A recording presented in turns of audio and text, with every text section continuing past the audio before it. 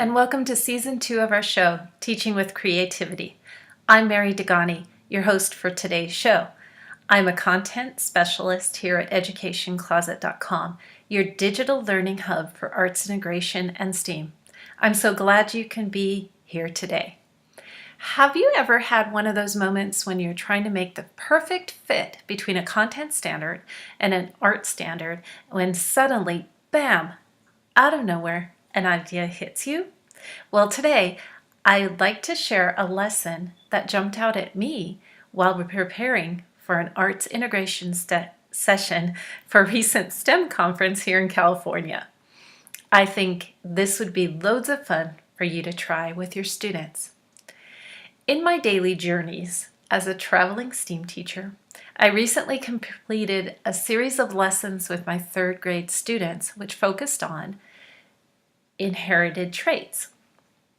The whole series of lessons was based on the Next Generation Science Standard or Performance Expectation LS 3-1, which states, analyze and interpret data to provide evidence that plants and animals have traits inherited from parents and that variations of these traits exist in a group of similar organisms.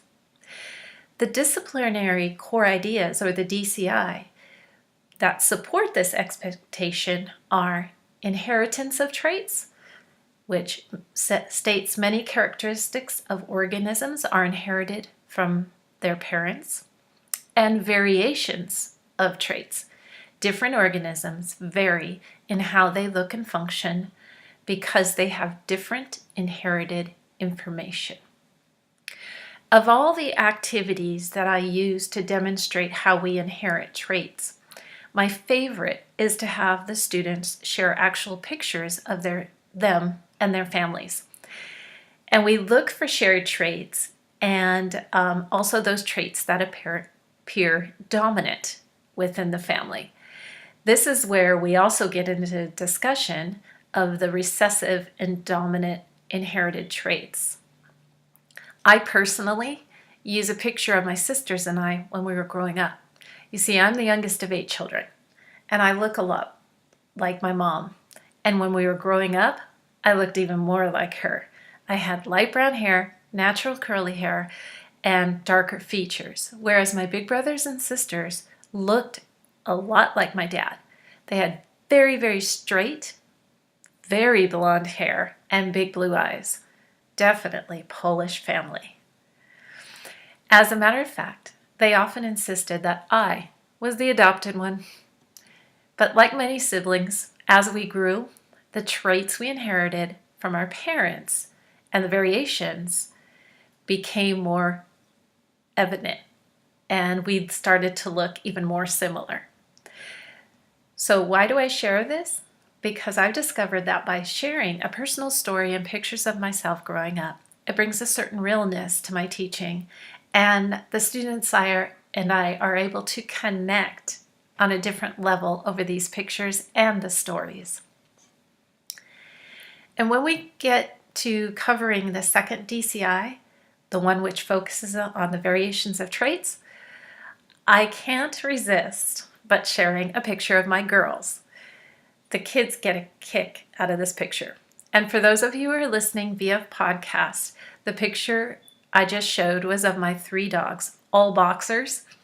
The older dog is on the upper left, and the 2 younger dogs are in the middle and on the upper right. I let the students know that 2 of these dogs are biologically related.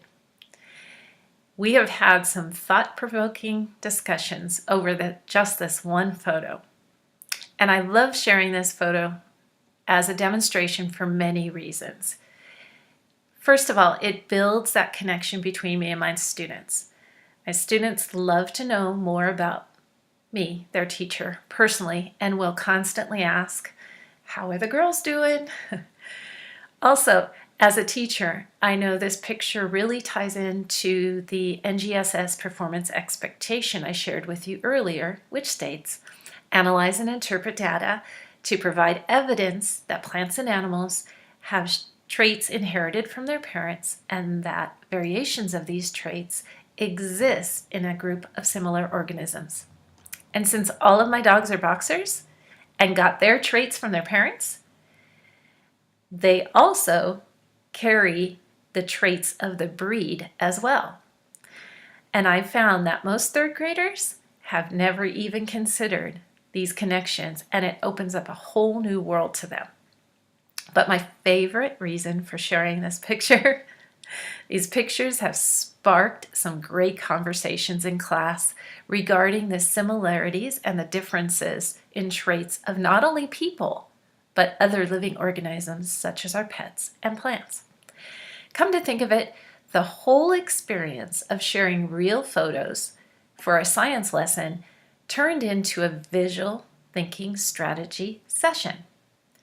And if you would like to know more about VTS, I've included 2 links in the show notes, and they will link you to articles here at educationcloset.com, and you can do some more reading on them, but I highly recommend it. Oh, and before I go on, my students always think that the dog on the upper left is related to the dog on the upper right. They think it's the mom and the baby. But actually, the 2 younger dogs on the upper right and in the middle are sisters. They're litter mates. And the older boxer on the left is not related to the other 2 at all. It's a very good example of similar traits in organisms, and my students really, really get a kick out of it. There are lots of great activities, hands-on activities, that your students can do to build understanding of variations of traits. But building a strong foundation with the use of realia is important when working with these abstract scientific concepts. Just think about how your second language learners with special needs will be able to develop a better understanding of the content when it is more meaningful and personal. So how does all this relate to a STEAM lesson? How did all this end up in a great aha moment for me? Well, when we were doing the actual photos, we were verging on visual thinking strategies for our science lesson. And it made me think of visual artists and how they create art. So I turned to the National Core Art Standards to look for an elegant fit. Well, after some searching and some help from my friends at educationcloset.com, you guys know who you are, I settled on the following standard: Visual Arts, creating 3.1.3a, which states, elaborate visual information by adding details in an artwork to enhance emerging meaning. At first glance, one might not see a connection between the 2 standards. However, the 2 do connect, and let me explain. Just like we are related to our families and we resemble each other via variations of dominant and recessive traits, visual artists create a relationship in their work as well. How do they do this, you ask? They use variations of the principles of design. By the way, I've included a link in the show notes to anchor charts for the principles of design and the elements of the arts: dance, music, theater, and visual art. So back to the principles of design. The principles of design are balance, movement, repetition, gradation, proportion, emphasis and contrast, variety. Visual artists vary these traits to create what are called dominant, subdominant, and subordinate features. Have you ever noticed that when you look at art, your eyes are sometimes drawn to a certain feature in the artwork, or what we call a focal point? This is how artists and designers draw your eye to that focal point in the work. When I started to research for examples, I was amazed to discover that this technique doesn't only exist in paintings. It lives in sculptures, photography, architecture, fashion design, home decor. The examples are endless. So, what is it we are looking for? I've included a few links to examples of these features. And for those of you, again, listening to this via podcast, I'll try to describe the pictures the best I can. The first examples are 3 paintings.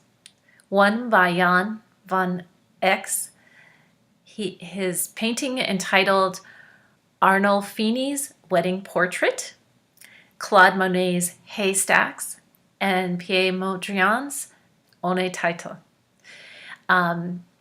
Notice the use of color, size, and proportion in these examples, and how the artists, like the first one, the Van Eyck, how his whole scheme is that traditional, very dark and dreary Dutch master look of the artwork, except for the bride. She's in bright green.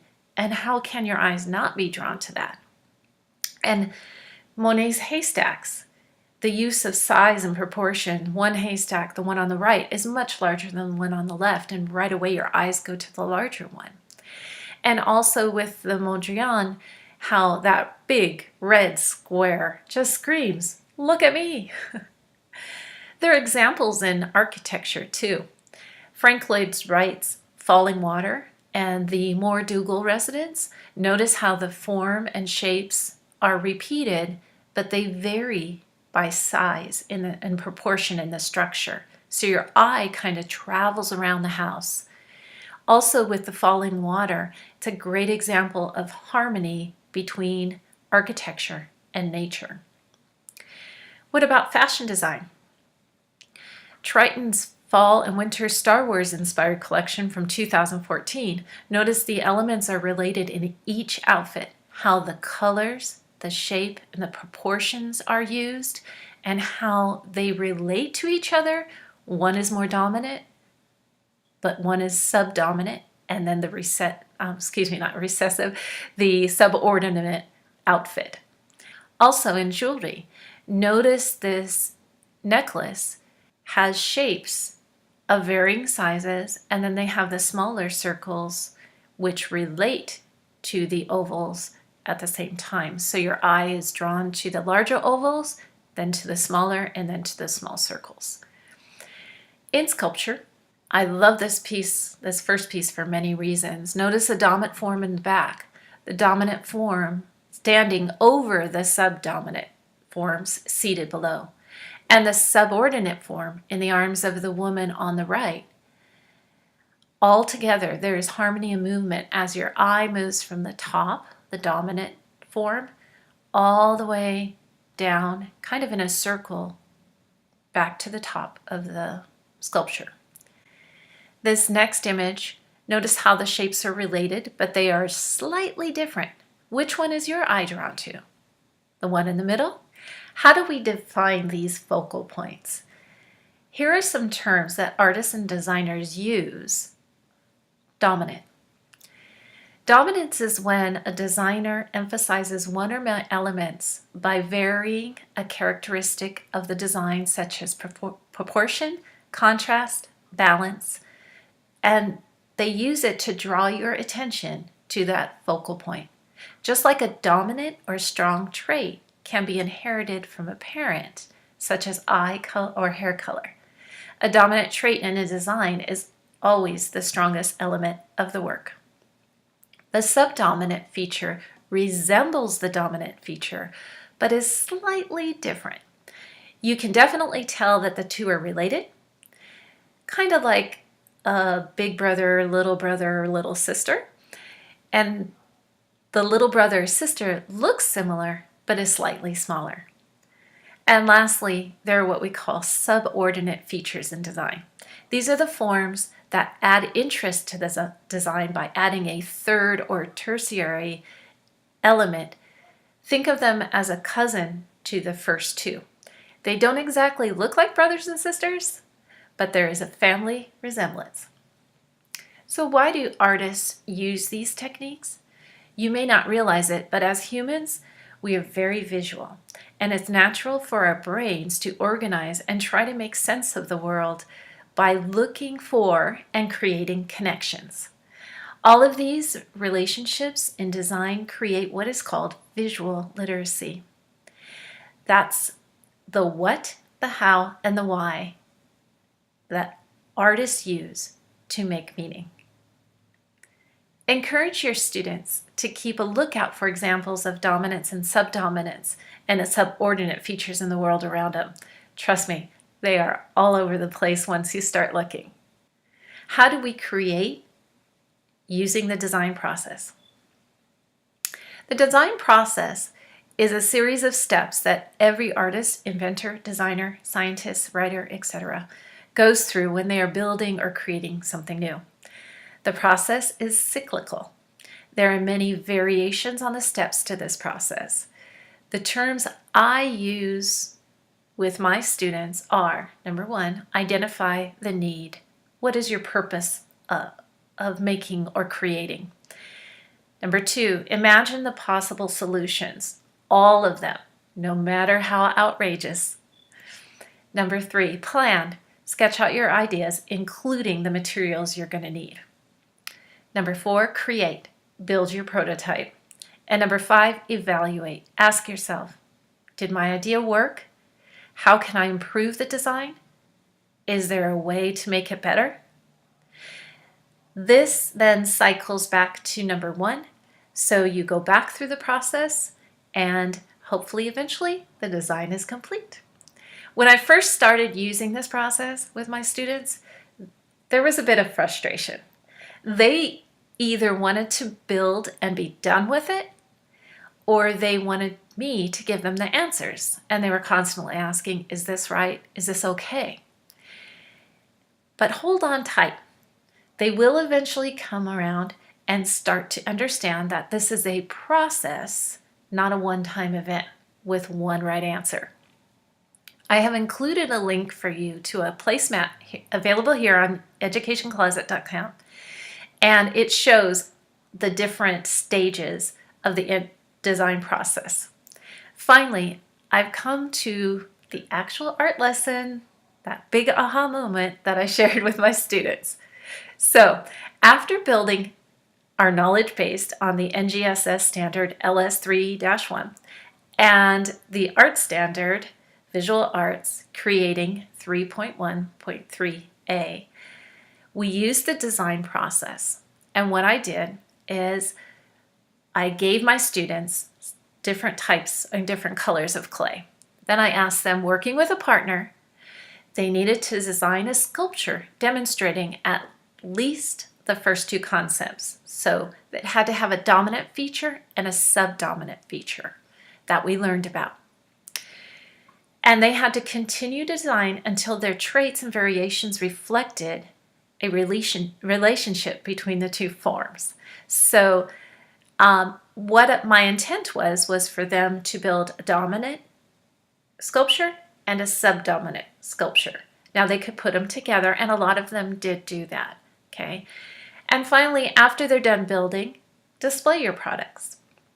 And I know that depending on how you want to display your sculptures or how you want to assess their understanding, you have to be very specific on, do you want two separate sculptures or do you want it to be as one?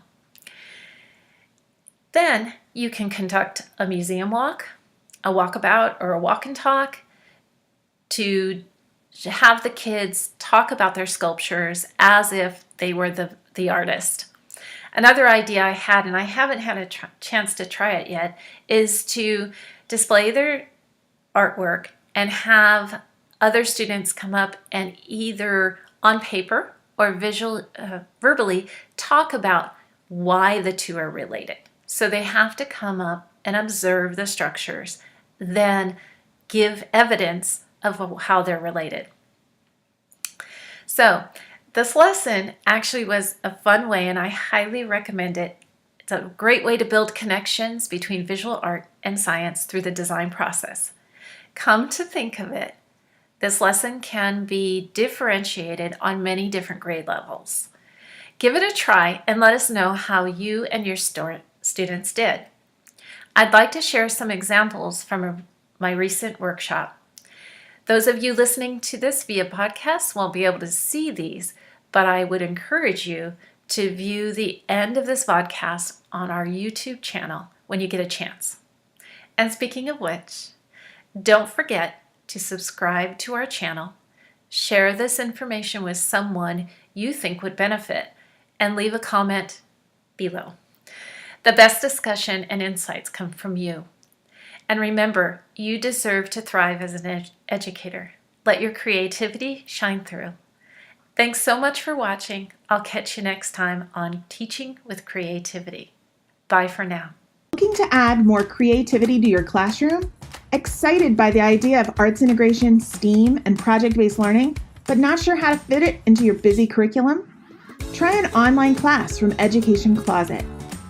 You'll receive a 10-hour PD certificate for each class that you complete. Each training is self-paced, includes lifetime access, and takes place in a modern, video-based platform. You can use it on any device.